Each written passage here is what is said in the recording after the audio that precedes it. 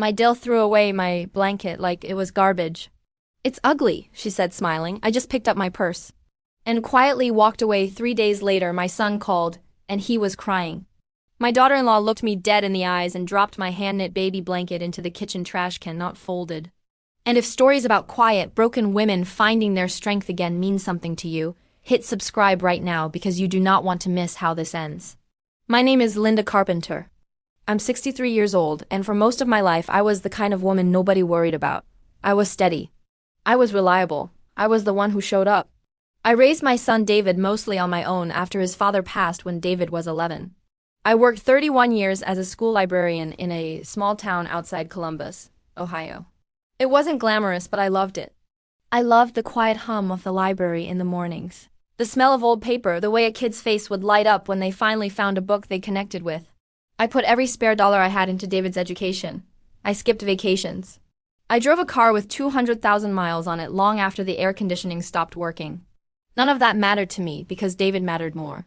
He went on to become a successful architect in Cleveland, and I have never in my life been prouder of anyone. When he told me he was getting married, I cried tears of pure joy. Her name was Vanessa. She came from money, real money, the kind of family that summers somewhere and winters somewhere else. The kind of family with a lake house and a wine cellar and a housekeeper named Marisol. I remember meeting Vanessa's mother for the first time at the engagement dinner. She looked at my discount store cardigan the way you'd look at a stain on a tablecloth. I told myself I was being too sensitive. I told myself this was just a different world, a different culture of wealth, and that once Vanessa got to know me, things would warm up. They never did. From the very beginning, Vanessa had a particular way of speaking to me. Polite on the surface. Cold underneath. She'd compliment my cooking and then quietly scrape half of it into the trash when she thought I wasn't looking.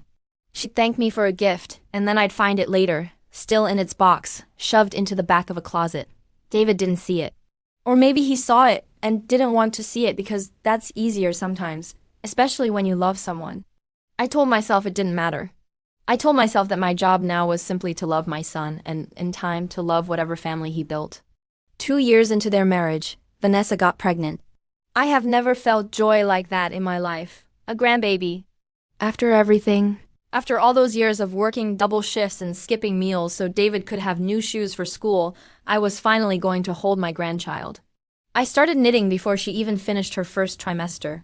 I wanted to make something with my own hands, something that would mean more than anything store-bought ever could. But that same year, my health took a brutal turn. I had a mini stroke in March, the kind doctors call a warning stroke, a transient ischemic attack. It scared me, but I recovered most of my strength within a few weeks. Then, in July, I had a second one, and this one was worse. The whole left side of my body went numb for 2 days. My speech slurred so badly that David flew in from Cleveland the moment he heard, sat by my hospital bed, and held my hand the entire first night. "Mom, you're going to be okay," he kept whispering. "You have to be okay." I remember looking at him and thinking, this is what love looks like. This is what I worked my whole life for. Vanessa did not come to the hospital. She sent flowers. A nice arrangement, Lyle, I think, with a card that said, "Feel better soon." In handwriting I didn't recognize, because I found out later her assistant had written it. I told myself she was busy. I told myself she was newly pregnant, and the doctors had her on bed rest some days. I gave her every excuse a mother gives the person her son loves, because I wanted so badly for this family to work. Recovery was slow. My right hand, the one I'd used my whole life, was the one most affected. For weeks I couldn't hold a pen steady. But I refused to let that stroke take away the one thing I wanted to give my grandchild with my own 2 hands. So every single day for almost 4 months I sat in my recliner and I knitted. My fingers would cramp. Sometimes they'd shake so badly I'd have to stop and just breathe for 10 minutes before I could pick the needles back up. I dropped stitches more times than I can count. I unraveled entire rows and started over because my hands simply would not cooperate the way they used to. There were nights I cried out of pure frustration, wondering if I'd ever finish it, wondering if my body was finally betraying me for good. But I kept going. Because somewhere in the middle of that grief and that fear, I had an idea. An idea that, looking back now, became the most important decision of my entire life. I have a cousin, Patricia, who worked for over 20 years as a financial advisor before she retired. She visited me during my recovery, sat with me one afternoon while I knitted, and we got to talking about wills and estates the way people my age sometimes do. I told her something I hadn't told anyone, not even David. After my husband passed, he'd left me a modest life insurance payout and over 30 years of careful saving. Frugal living and smart investing in a simple index fund Patricia had set up for me decades earlier. That modest amount had grown into something substantial. Not rich people substantial, but substantial enough that it would matter enormously to a young family just starting out. Substantial enough to pay off a mortgage, or fund a college account, or give my grandchild a future cushioned against the kind of scraping by I'd lived through as a young widow. I had never told David the exact number, because I didn't want him to feel obligated to take care of me, and I certainly never told Vanessa, because something in my gut, some quiet maternal instinct, told me not to. What if, I said to Patricia that day, my needles clicking slowly in my shaking hands, what if I didn't just leave it in a will? What if I gave my grandchild something now, something real, something hidden in plain sight? Patricia raised an eyebrow. I explained my idea, and she went very quiet, and then she smiled in a way I'd never quite seen on her before. Linda, she said, that might be the smartest thing I've ever heard you do. So that's what I did. I had Patricia help me set up an irrevocable trust in my granddaughter's name. Fully funded, fully legal, drawn up by a real estate and estate attorney named Mr. Holloway, who Patricia had worked with for years. The trust would be activated and the funds released the moment specific legal documentation was presented. And I sewed that documentation, along with a sealed letter explaining everything, into the lining of the blanket I was knitting. Right along the inner seam, where no one would think to look, hidden inside soft batting so it wouldn't even be felt unless you were searching for it. It was waterproof, pouched, protected, and stitched in so carefully that you'd have to be looking for a hidden pocket to ever find it. I told no one except Patricia and Mr. Holloway. Not David, not Vanessa. I wanted it to be a quiet gift, something that would reveal itself when the time was right. The way I'd always imagined surprising my grandchild one day when she was old enough to understand what her grandmother had sacrificed to give her. I finished the blanket 2 weeks before my granddaughter Hannah was born.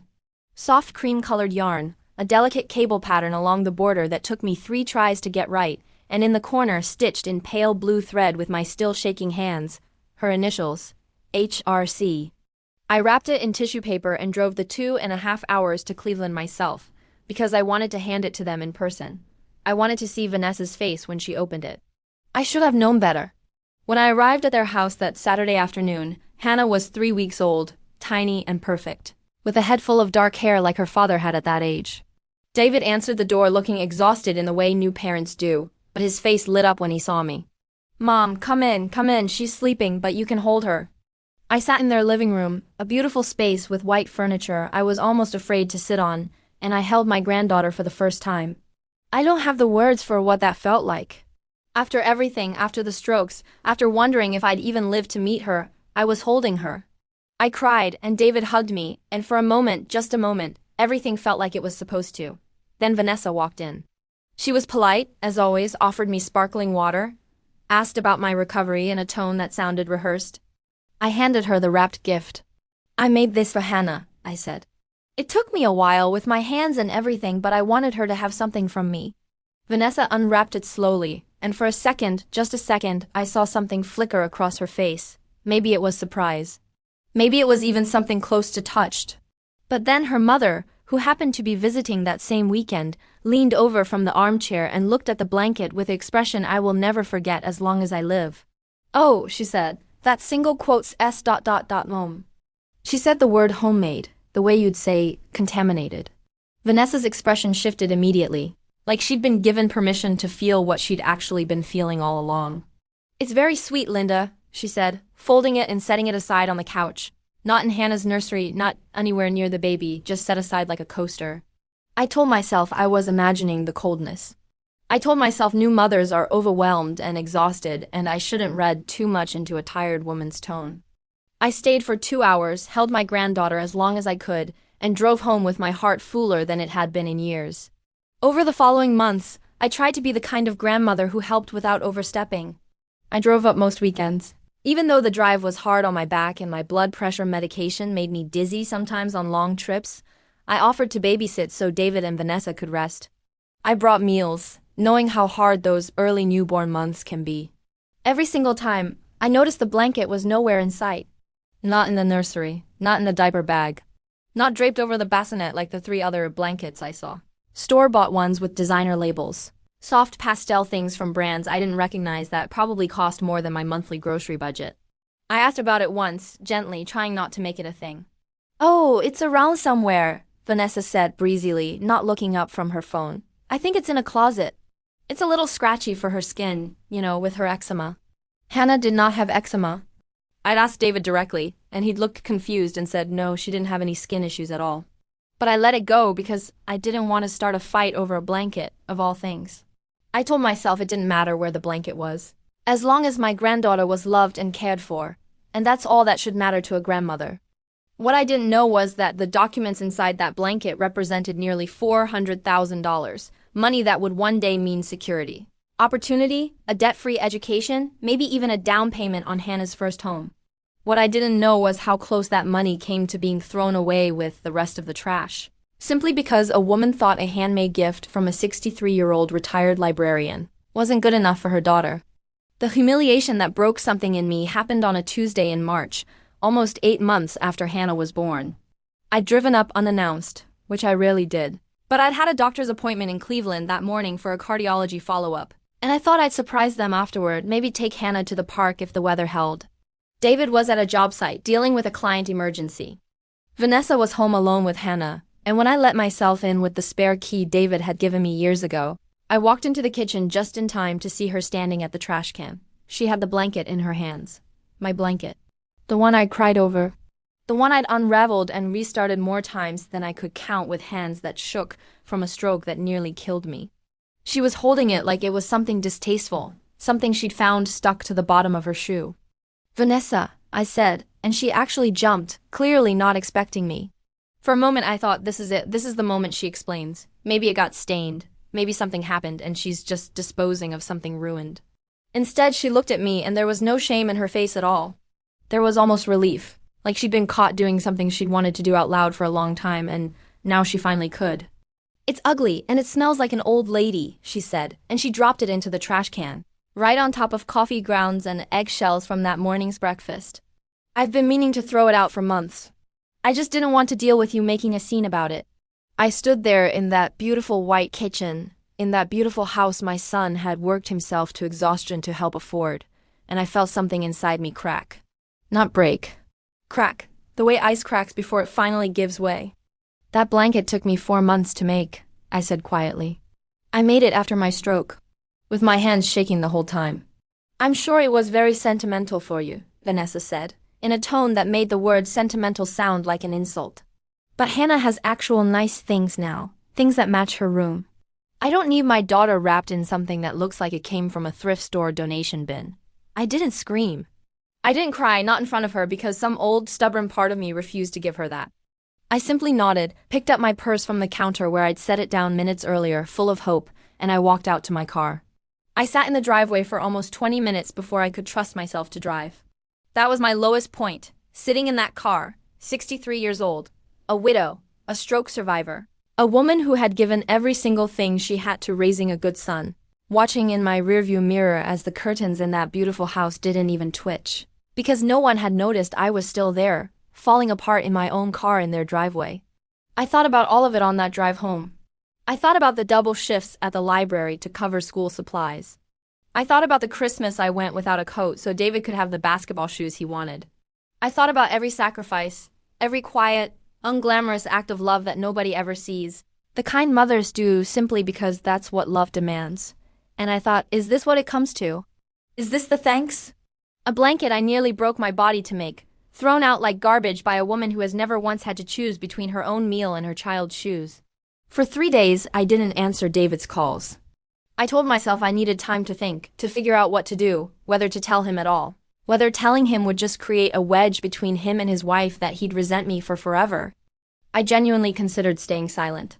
I considered letting it go, the way I'd let so many small cruelties go over the past 2 years. Because keeping the peace had always felt like my job, my burden to carry so David's life could stay smooth. But then I thought about what was inside that blanket. I thought about Hannah, growing up not knowing that her grandmother had built something for her future with shaking, broken hands, only for it to be tossed out with the eggshells because it wasn't pretty enough. And something in me, something that had been quiet and accommodating my entire life, finally said, "No, not this time." I called Patricia that night. I need to know, I said, if the trash from their house, regular residential trash, would it have been collected yet? Patricia, bless her, didn't ask a single question about why. She just said, what day do you need to know about and what's their address? It turned out trash pickup in their neighborhood was Thursdays, and Vanessa had thrown the blanket out on a Tuesday. That gave me a narrow window, less than 48 hours before that blanket and everything sewn inside it would be gone forever, compacted into a garbage truck and buried in a landfill outside Cleveland. I didn't sleep that night.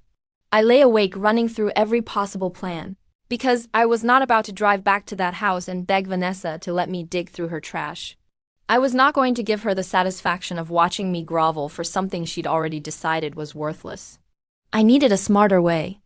And by morning, lying there at 5 a.m. with the sun barely coming up, I had one. I am not a woman who knows how to break into things, and I want to be clear, that was never my plan. My plan was simpler and completely legal, which mattered to me, because I refused to let Vanessa's cruelty turn me into someone who did something I'd regret. I called David first thing that morning before he left for work, and for the first time in 2 years I told him everything. Not just about the blanket in the trash. About all of it. The 2 years of small cruelties, the gifts shoved in closets, the meals scraped away, the cold tone. The comment from Vanessa's mother that day, I gave her the blanket. Every quiet wound I'd swallowed, because I didn't want to be the difficult mother-in-law. Because I loved him too much to make his marriage harder. David went silent on the phone for a long moment. Mom, why didn't you tell me any of this? Because I wanted you to be happy, I said. And because I didn't think it would matter to you the way it mattered to me. It matters, he said, and his voice cracked. Mom, it matters. Then I told him about the trust. About the $400,000 sitting in a legal document sewn into the lining of a blanket that was, at that very moment, sitting in his kitchen trash can, with less than 36 hours before it would be gone forever. I have never heard my son go that quiet in my entire life. Mom, he finally said, I am leaving the job site right now. David drove home in record time, according to him later, and he didn't say a single word to Vanessa about why. He simply walked into the kitchen, pulled the trash bag, Found it hadn't been taken out yet because their pickup wasn't until the next morning. And there, underneath coffee grounds and a few days of kitchen scraps, was the blanket. He told me his hands were shaking when he pulled it out. He carried it to the bathroom sink, rinsed off what he could, and then, because I told him exactly where to look, he found the seam along the inner edge, slightly stiffer than the rest of the fabric, and he felt the outline of something rectangular sewn inside. He called me, and that's the call I mentioned at the very beginning. Mom, he said, sobbing, actually sobbing, my grown son, what was inside the blanket? I told him to carefully cut along the seam with small scissors, not to tear it, and to look inside. He found the sealed waterproof pouch. Inside it was a letter, handwritten by me, 4 pages long, that I'd written the week before I finished the blanket, explaining everything. I'd written about my own childhood, about losing my husband young, about the fear of raising David alone with almost nothing, about how Patricia's investment advice decades ago had slowly, quietly built something I never expected. I'd written that I wanted Hannah to have security I never had. The kind of cushion that means you can take a risk, finish a degree, weather an emergency without it destroying your whole life. And I'd written, very specifically, that I hoped this gift would be a private, quiet thing between her and me, something special that had nothing to do with anyone else's opinion of how it looked or what it was wrapped in. Along with the letter were the official trust documents from Mr. Holloway's office, fully executed, fully legal, naming Hannah Rose Carpenter as the sole beneficiary, with David named as trustee until she turned 25. David read it standing in his bathroom, the ruined, coffee-stained blanket on the counter beside him. And he told me later that he sat down right there on the edge of the bathtub and cried for almost 10 minutes straight. Not just because of the money, because of what it represented. Because his mother, weak from 2 strokes, with shaking hands and a body that had nearly given out twice, had spent 4 months building a future for his daughter in secret, and his wife had thrown it in the garbage because it wasn't aesthetically pleasing enough for her Instagram-worthy nursery. Now here's where I want to be honest with you, because revenge stories often skip the messy middle part, and I think the messy middle part matters. I did not orchestrate some grand theatrical reveal. I'm not that kind of person. And frankly, at 63, with my health what it is, I didn't have the energy for theatrics. What happened next unfolded mostly through David, and through a series of very calm, very clear conversations that, in their own way, were more devastating to Vanessa than any screaming match could have been. David called a family meeting that weekend. He asked Vanessa's parents to come too, because he wanted everyone to hear the same information at the same time, with no version of events getting twisted or softened along the way. I want to tell you, I did not go into that meeting seeking some dramatic apology or public humiliation for Vanessa. What I wanted, more than anything, was for the truth to simply exist in the open, for everyone to finally see what they'd been so quick to dismiss. David laid the documents on the dining room table. He read parts of my letter out loud, his voice steady but his eyes wet the whole time. He explained that the ugly, old lady blanket his wife had thrown in the trash contained a $400,000 trust fund for their daughter, set up by his mother after 2 strokes with her own shaking hands. I watched Vanessa's face go through several stages. First confusion. Then disbelief, the kind where you actually say, "That's not possible," out loud, which she did, twice. Then, when David showed her the bank verification letter Mr. Halloway had provided confirming the trust's funding, something closer to horror. Her mother, the same woman who had called my gift homemade in that sneering tone, went completely silent and a little pale because I think she understood faster than her daughter did exactly how badly this reflected on both of them. "You knew," Vanessa said, looking at me. "You knew this whole time and you didn't say anything." "I wanted it to be a quiet gift," I said. "I wasn't trying to prove anything to you. I genuinely just wanted my granddaughter to have something safe in her future. I never imagined I'd need to defend a baby blanket to keep that safe." "Why didn't you just put it in a normal will? Why all the secrecy, the hidden pockets? That's insane. Who does that?" That question, I'll admit, stung a little because it suggested I was the unreasonable one for protecting my own gift. But David answered before I could. "Because Mom learned a long time ago, raising me alone with nothing, that the people you trust most with your money aren't always the people who deserve that trust," he said. And clearly she was right to be careful. The room went very quiet after that. I want to be clear about something, because I think it matters for anyone listening who's been in a similar situation. I never asked David to choose between me and his wife. I never gave him an ultimatum. What I did instead in the weeks that followed was simply state my own boundaries clearly, calmly, and for the first time in 2 years, without apologizing for having them. I told David that I loved him unconditionally and that nothing would ever change that. But I also told him that I would no longer drive 2.5 hours to be treated coldly by someone who'd already shown me, repeatedly, what she thought of me. I told him I would always be there for Hannah, that my love for my granddaughter had nothing to do with her mother's behavior, but that I needed some distance and some respect before I could keep showing up the way I had been. David, to his credit, didn't try to smooth it over or ask me to forgive and forget. He told Vanessa in front of me that her treatment of his mother over the past 2 years had been unacceptable, and that the blanket was simply the final, undeniable proof of a pattern he should have addressed much sooner. "I let it slide because I didn't want conflict in my marriage," he told her. "But watching my mother almost lose something she built with a body that's failing her twice, because you couldn't be bothered to treat her gift or her with basic respect, that's not something I can let slide anymore." Vanessa cried. She apologized more than once, and I do believe in the weeks that followed that some of it was genuine, especially once the full weight of what she'd nearly destroyed actually settled in for her. Money has a strange way of making people reconsider things they were perfectly comfortable dismissing before. I'm not naive enough to think the apology would have come without the trust fund attached to it. But I also believe people can grow, slowly, when they're forced to confront an ugly truth about themselves in the daylight instead of getting to quietly bury it in a trash can.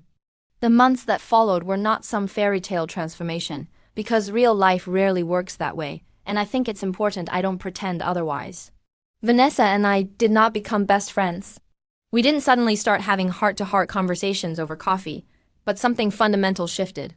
She started speaking to me with actual respect, not the brittle, performative politeness from before, but something that felt more honest, even if it had taken real consequences to get there. She returned every other gift I'd given over the past 2 years, the ones she'd shoved in closets. And I found out later she'd actually used several of them, including a quilted reading nook cushion I'd made, which now sits in Hannah's room permanently. The blanket itself, the original one, was too damaged from the trash and the rinsing to be saved as something Hannah could use, which broke my heart a little. So I knitted a new one. This time, Vanessa actually helped me pick out the yarn, sitting beside me at my kitchen table on a visit up to Cleveland, asking real questions about the pattern, the stitch, genuinely trying to connect over something I loved. It wasn't perfect. It wasn't some movie-perfect reconciliation. But it was real, and real, slow change has always meant more to me than performative grand gestures anyway. The trust remains exactly where it should be, growing quietly, untouched, waiting for Hannah's future. David and I are closer now than we've been in years, because that whole experience forced an honesty between us that 2 years of polite silence never could have. He calls me every Sunday now just to talk, no occasion needed. And every time I see a photo of Hannah wrapped in that new blanket, the one Vanessa helped choose the yarn for, I think about how close that money came to ending up in a Cleveland landfill, all because someone judged a gift by how it looked instead of what it carried. I think about that day in the kitchen sometimes. The way Vanessa dropped that blanket into the trash without a second thought. The way she smiled when she said it smelled like an old lady. I think about how easy it would have been for me to swallow that humiliation, the way I'd swallowed so many before it. To drive home, cry alone, and never say a word. For most of my life, I believed that being the bigger person meant staying silent, meant absorbing every slight quietly so the peace could stay intact. But I learned something at 63 years old that I wish I'd learned decades earlier. Protecting your peace and protecting your dignity are not the same thing. And sometimes the people who love you the most need to actually see what's been happening before they can fix it. I didn't get revenge by screaming or scheming or trying to destroy anyone. I got my justice simply by telling the truth, calmly, completely, and trusting that truth to do the heavy lifting on its own. It turns out it usually does. If you've ever poured your whole heart into something only to have someone toss it aside without a second glance, I hope you remember this. What you build with love and sacrifice has a way of proving its worth eventually, even to the people who couldn't see it at first. And if there's an old, unglamorous, handmade gift in your life that someone in your family has quietly dismissed, maybe go take a second look at it. You never know what's hidden in the stitches. If this story moved you, if it made you think about your own family, your own quiet sacrifices, hit that subscribe button and let me know in the comments. Would you have forgiven Vanessa as quickly as Linda did? Or would you have walked away for good? I read every single comment, and I cannot wait to hear what you would have done in her place. Thank you for listening, and I'll see you in the next story.